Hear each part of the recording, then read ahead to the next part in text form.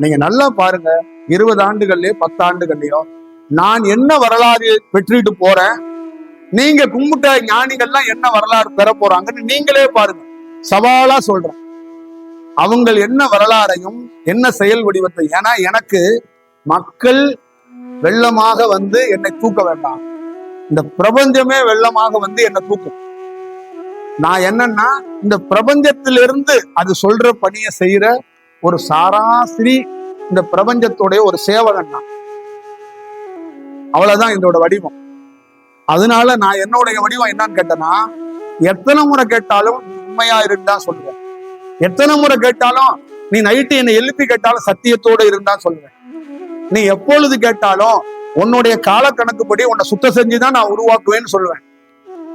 நான் உனக்காக பிரத்யேகமாக எதுவும் மாம்பழத்தை கொடுக்க மாட்டேன்.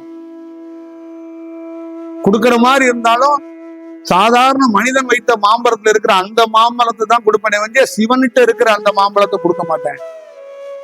ஏன்னா அந்த மாம்பழத்தை கையில பிடிக்கணும்னா அதுக்கு நீ தயாரா இருக்கணும்.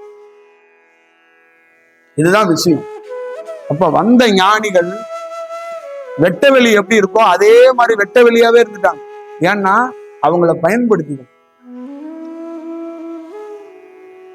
நீங்களும் இந்த காலகட்டத்துல பயன்படுத்தாம விட்டுறாது. இந்த உருவம் அப்படிங்கறத மட்டும் விட்டுருங்க.